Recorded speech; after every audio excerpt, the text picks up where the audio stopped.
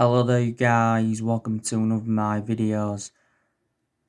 So next week Manchester United will put a final bidding of £90 million for Jadon Sancho.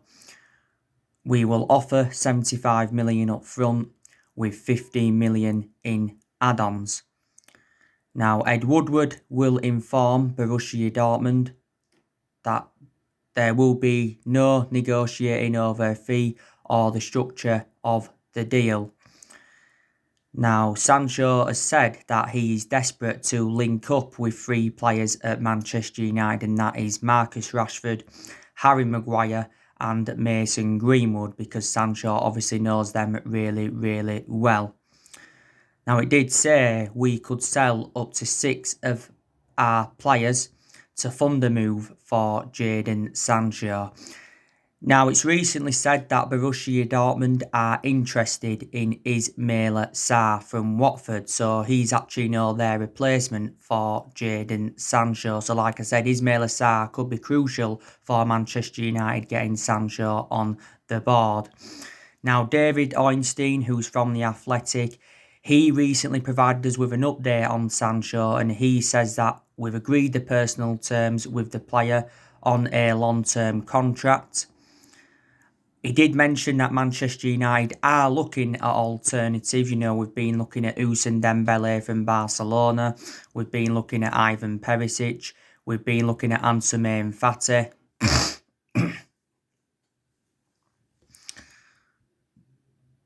Douglas Costa. So we have looked at quite a few alternatives, because I will make an admission, he is much cheaper solutions than Jadon Sancho.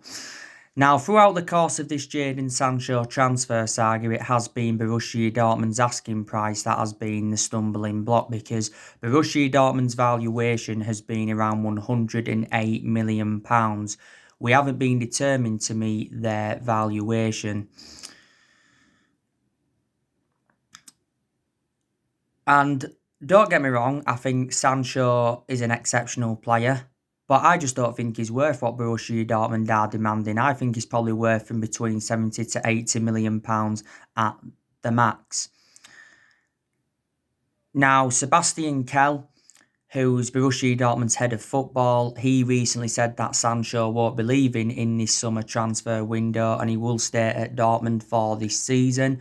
A few weeks ago, Lucien Favre, Borussia Dortmund's boss, said that Sancho will be staying at Dortmund, and the other month Michael Zorg, their sporting director, said that Sancho is staying and the decision is final. Now, was it last month? Dortmund said we had until the 10th of August to sign the player. Obviously, we missed out on that deadline, so Sancho decided to go out on pre-season. It did mention a few weeks ago that we'd abandoned our chase for the player until the summer of 2021. But one thing it did say is that we are not giving up on the signing of the player.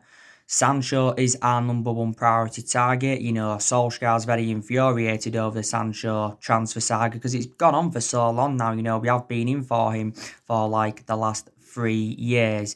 But Fabrizio Romero still mentioned that Sancho wants to come to Manchester United. Now, if we don't sign him in this summer transfer window, we may never sign Sancho, because obviously, next year we'll probably face competition for him. The likes of Barcelona, Real Madrid and Liverpool could go in for him. Now, if we do sign him, we will obviously give him the number 7 shirt, because obviously we've got number 7 vacant at the moment. But we have had a lot of good number 7s up and down the generations. Now, I've outlined the reasons why I want Manchester United to sign Sancho, is because I believe if he comes to the Premier League, he'll exceed expectations. He's got a very good friendship with Rashford. He's predominantly a right winger. And he's still very, very young. Sancho's enjoyed 3 good years with Borussia Dortmund. Dortmund paid £8 million in from Man City back in 2017, so they got him for next to nothing. But analyse his performances in the few years he's been with Dortmund, his valuation has persistently grown. The main explanation why I left Manchester City is because he did not get assured any first-team opportunities. Before he was at City, he was at Watford.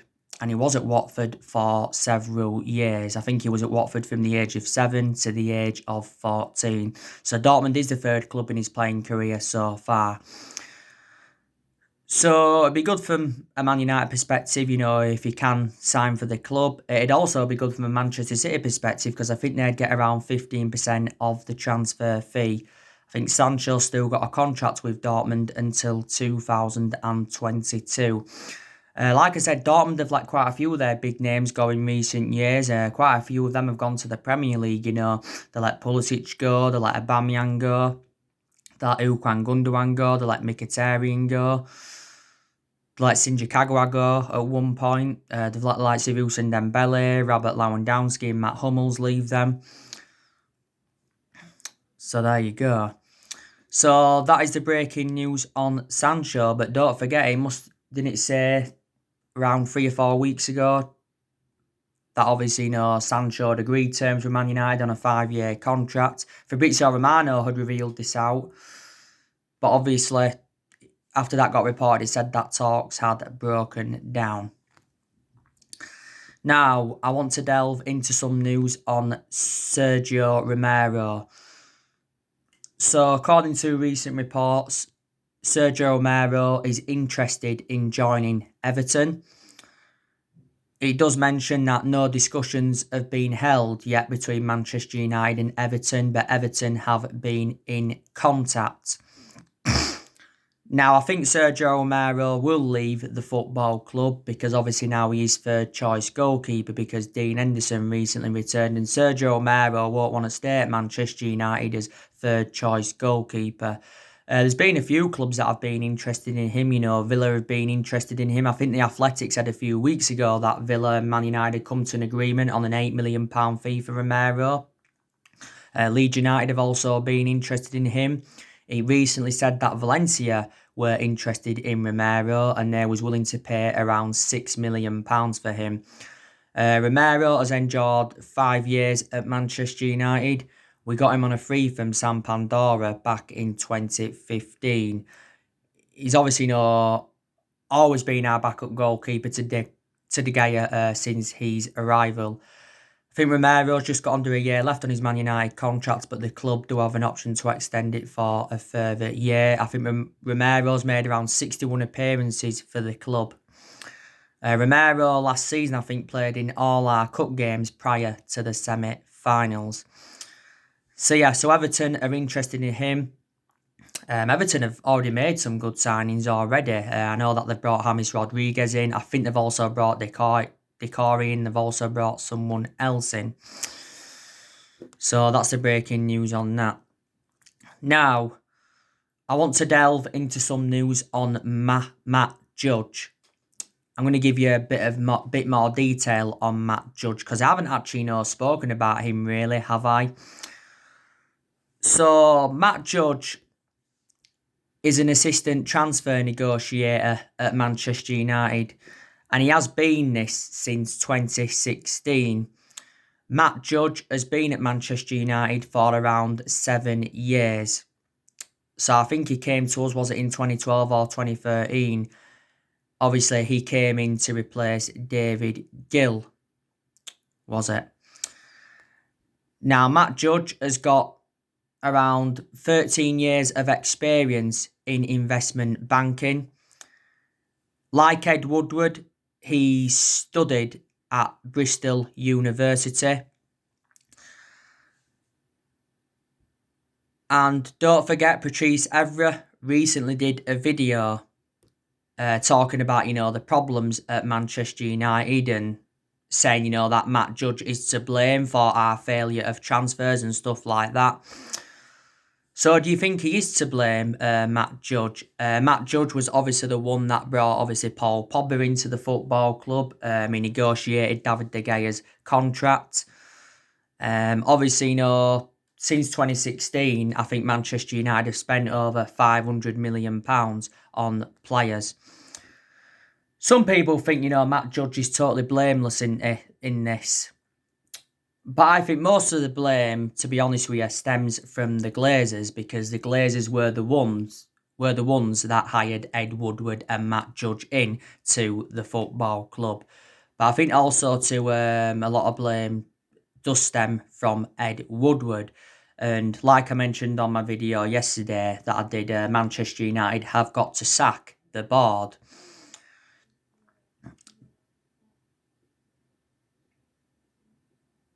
We have got to do this. And Solskjaer recently revealed that he's been very, very infuriated with the board. Main explanation is over lack of transfer business in this summer transfer window.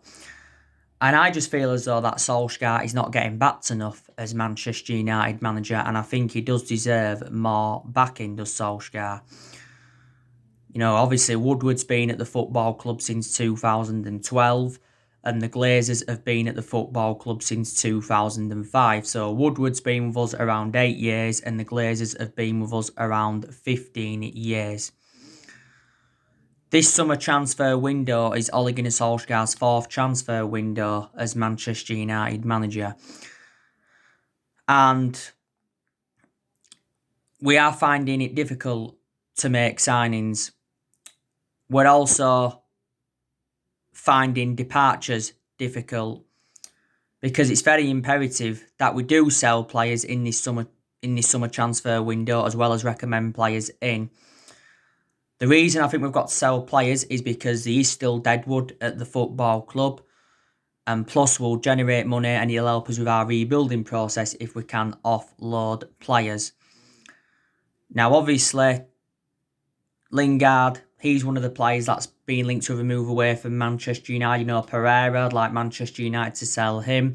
I'd also like us to get rid of Chris Smalling. I'd also like us to get rid of Rojo and Phil Jones. I'd also like us to get rid of Diego Dalot. Like I mentioned, Romero is open to leaving the football club. There's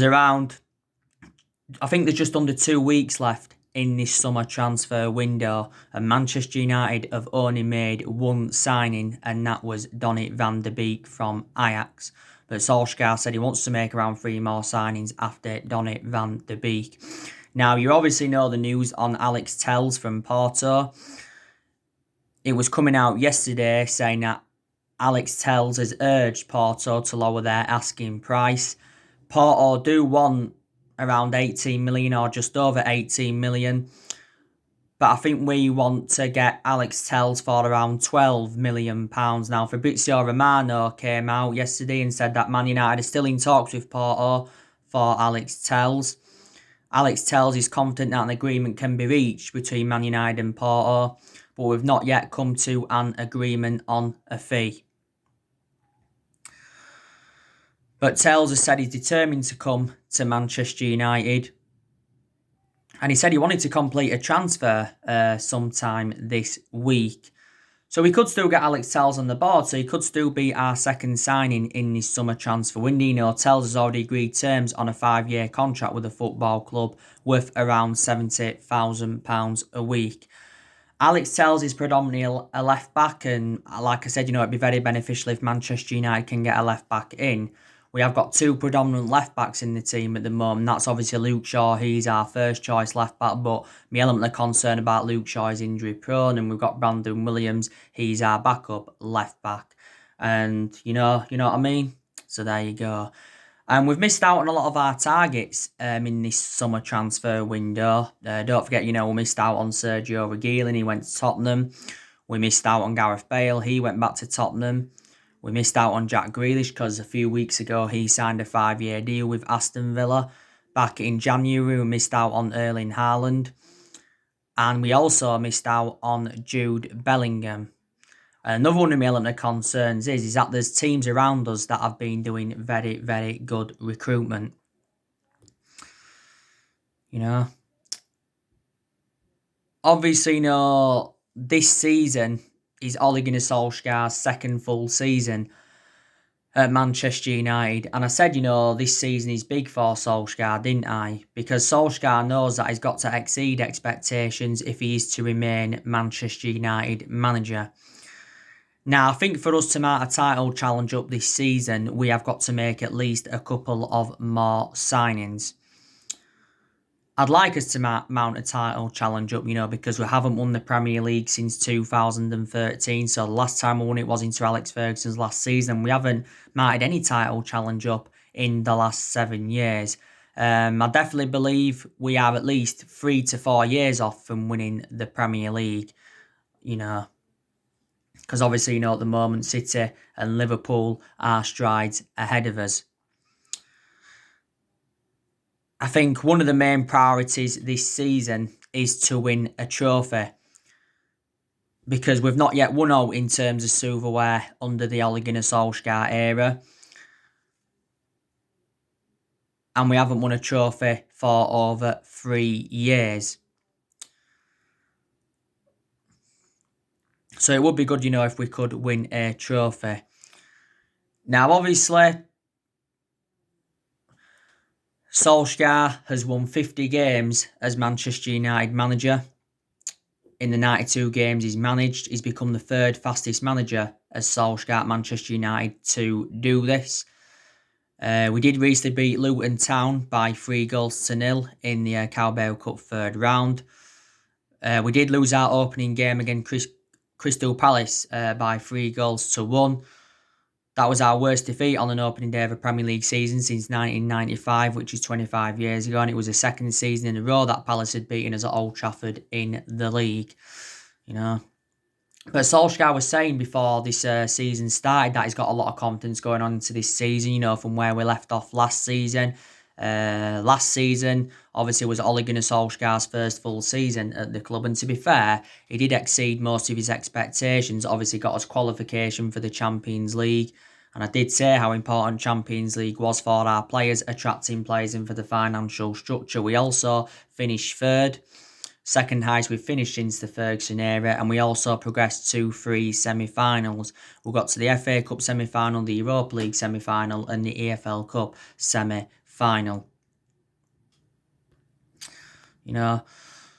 But there's still improvements needed at Manchester United. I still think there's certain players that have got to step up to the plate, because some players have definitely got to take responsibility, because some have actually underperformed. Solskjaer's definitely got to improve his decision making, because in a lot of games he's managed since he got recommended at Man United, he's been very tactically naive, and there's still aspects of our game that have got to improve. No, but don't get me wrong, since Ole Gunnar Solskjaer got recommended into Manchester United, I have seen improvements. I think there's players, a lot of players have improved. I think our recruitment has improved under him. It hasn't been so good this summer, but I think he's brought some good players into the football club. So far, Solskjaer spent around £240 million at Manchester United. Last summer brought Daniel James and Wan-Bissaka and Harry Maguire in. And in January, brought Bruno Fernandes and Odina Gallo in on loan. And recently brought Donny van de Beek in. And he's also brought a few academy players into the football club. To be fair to Solskjaer as well, he has got rid of a lot of the deadwood since he got recommended into Manchester United. We've seen a few big names leave. We've obviously seen the likes of Sanchez leave, Lukaku leave, Ander Herrera leave, Fellaini, Darmian, Young, Valencia, Angel Gomez. Don't forget we've also loaned a few players out. We loaned to Heath out to Werder Bremen. We also let Dylan Levitt go out on loan to Charlton, was it? Didn't James Garner go out on loan to Watford? And I think we loaned Joe Pereira out for another season. Another thing I've liked about Solskjaer, since he got recommended into Manchester United, he's had a habit, of developing young, homegrown talents, hasn't he? And he recently set a challenge for our academy players, didn't he? To replicate the likes of Mason Greenwood and Brandon Williams, because to be honest with you, we have got a lot of good young players coming through at Manchester United. That's one admission I will make. So these are the improvements I've definitely seen. Don't forget, we went on a 19-game unbeaten run as well in all competitions until Chelsea had beaten us in the FA Cup semi-final. We also was unbeaten in 14 league games before we lost to Crystal Palace 3-1. But don't forget, at the first part of last season, Solskjaer was very, very close to getting sacked as Manchester United manager because we'd enjoyed our worst start ever to a Premier League season. At that point, there was talks of Mauricio Pochettino coming in, and there was also talks of Massimiliano Allegri coming in. And maybe one of them could be Manchester United's next manager if, Solskjaer gets sacked and obviously things don't work out. But I do presume, reflects on the 3-1 loss to Palace, that there would have been some Man United fans criticising Solskjaer and that.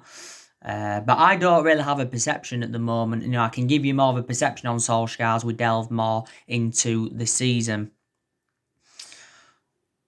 But I do want his managerial tenure to work out at Manchester United and that. We know that Solskjaer hasn't got a proven pedigree, but, he has gained that managerial experience, reflecting how long he's been with us now. And, Man United is the third club in his managerial career. And we've got good players in our team, and there's still a lot of players I would keep at Manchester United. Martial, keep him because I think he's really, really improved under the Ole Gunnar Solskjaer era. He was exceptional last season, was Martial.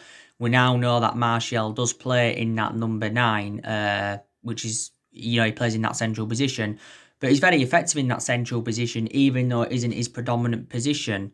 For the vast majority of Martial's tenure at Man United, he's played out wide, hasn't he? But Martial has enjoyed a good 5 years at the football club. I thought he was also very, very good in his debut season under the Louis van Gaal era. I've been very, very impressed with Marcus Rashford under Solskjaer. Rashford has had some bad periods. Obviously, he's a Manchester United player. Rashford's just recently recovered from an ankle injury, hasn't he? He also had a back injury last season when he was out for a few months. Marcus Rashford has been part of the club for several years. He's been a United player since the age of 7, and he's been in our senior squad since 2016. He's now 22, I think, Rashford, so he's been with us around 15 years. We obviously now know he plays on that left-hand side. I've also got to say that Greenwood's done very, very well under him. Solskjaer said he was impressed with Greenwood last season. I think last season was Greenwood's first full season in our senior squad. I think Greenwood's the foreseeable future for Man United. Don't forget, he's Man United's number 11 now. He's the fourth player to wear the number 11 for Manchester United. He's Mason Greenwood. Solskjaer recently held talks with Mason Greenwood, by the way, regarding his private life, because we had a few issues with Mason Greenwood not so long ago, didn't we? And Solskjaer has said what Mason Greenwood needs to improve on if he is to be our long-term number 9, and he says he's got to improve with his head. I've been impressed there with Odion Ighalo since he came in, to be fair. The main explanation why we bought Odion Ighalo in, because we needed to cover up to Marcus Rashford, because at the time we got Odion Ighalo in, Rashford was out of injury. Let's put into the equation, Odion Ighalo was our top goal scorer in the FA Cup last season.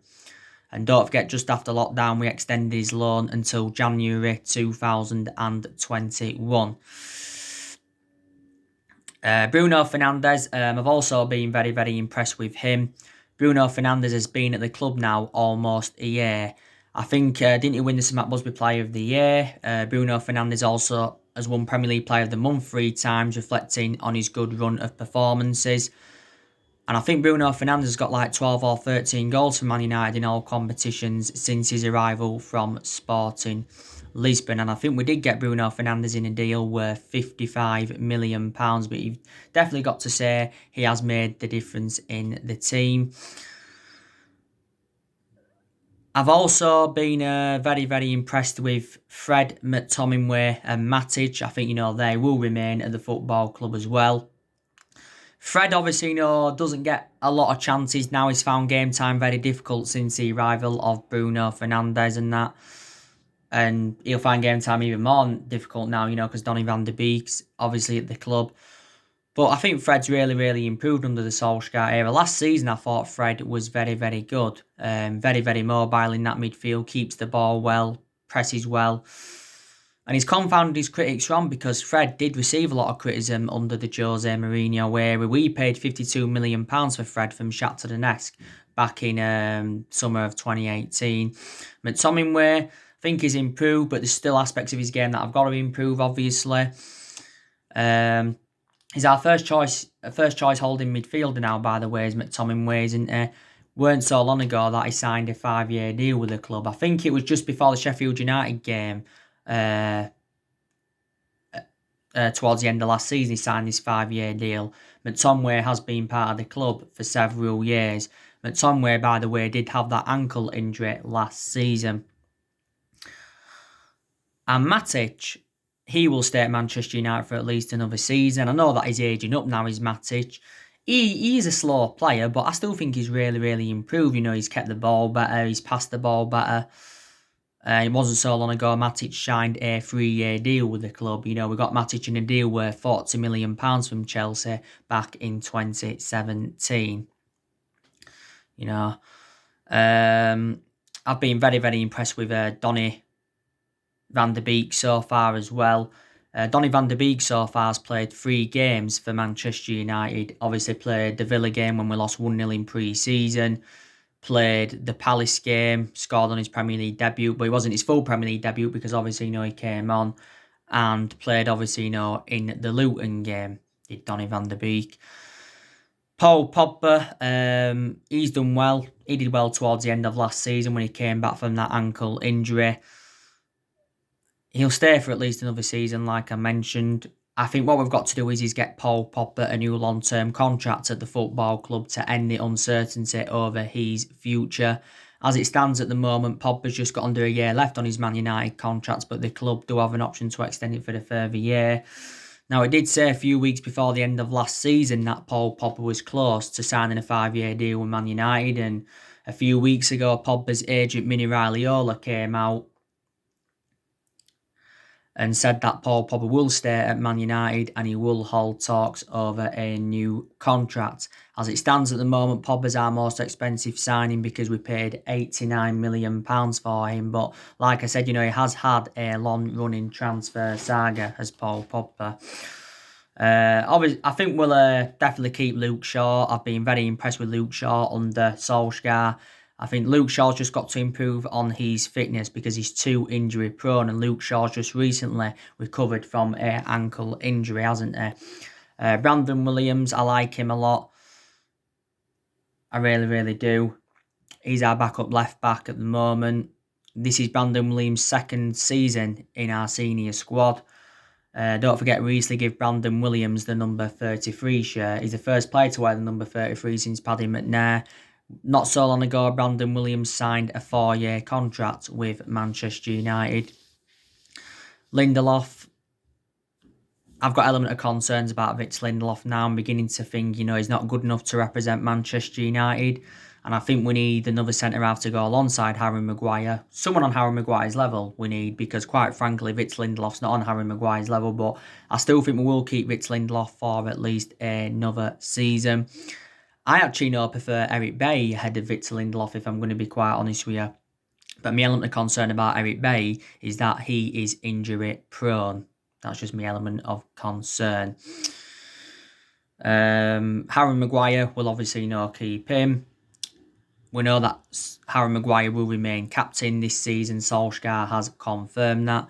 Wan-Bissaka, he's definitely the foreseeable future for Manchester United as well. And Wan-Bissaka's just got to improve his attacking intent, because that's what he's lacking at the moment. But I think his defensive contribution's always been very, very good. And Wan-Bissaka's, De Gea, he will stay at the club for at least another season. Could possibly leave in the summer of 2021. I think Solskjaer's already made his goalkeeping decision. I think De Gea's going to remain our number one for at least this season, or at least for the first part of this season, if not all season. But I think, Solskjaer should put Dean Henderson as number one, because I think now Dean Henderson is reliable enough to become our number one goalkeeper. So, yeah. So, there's players that have improved, and there's a lot of, like I said, there's a lot of players, I would keep at Manchester United. There really, really is. I presume Solskjaer will be doing his press conference soon ahead of our game against Brighton tomorrow, 12:30 kickoff at the Amex Stadium. So my reaction for that will be coming up later on, sometime this afternoon probably. I've already given you my preview for the game, by the way. This game against Brighton, it's our second game of the Premier League season, and we are looking for our first win in the Premier League. Now, obviously, the game between Man United and Brighton last season at the Amex was 3-0 to us, and it was 3-1 to us at Old Trafford. But don't forget, Brighton have beat us on 2 occasions at the Amex Stadium. They beat us there once 3-2, and they also beat us 1-0. We do play Brighton twice in a matter of days, because we've also got Brighton in the Carabao Cup 4th round next week, because Brighton recently beat Preston by 2-0. Brighton, by the way, did win the last league game. They beat Newcastle by 3-0. Like I said, Brighton have got a few injuries. They've obviously, got Aaron Connolly out. They've got Christian Walton out, Dale Stephens, but I think Dale Stephens is going to Burnley. They've got Florin Andorn out. They've got Tariq Lamptey out. They've got Jose Izquierdo out. And I think they've got Bissimo suspended for this game. But Brighton have still got some very good players in their team, like Glenn Murray, Maupay. Obviously, they got Adam Lallana not so long ago from Liverpool. They've obviously got Ben White. He just recently signed a new contract with Brighton. They've also got that Pascal Gross, and their current manager is Graham Potter. Brighton's. The only injuries I think we've got is obviously Tuan Zebe and Phil Jones. Solskjaer will obviously make a lot of changes from our 3-0 win against Luton recently, won't he? Obviously De Gea will be back in goal and all of that. Rashford will probably start. Martial will come back into the team. Pogba will come back into the team and all of that. Shaw will come back into the team. But yeah. So anyway, guys, that's everything to update you today. Drop your comments, likes below on the channel. If you do, consider subscribe as always, and take care. God bless, and I'll see you all again very, very soon.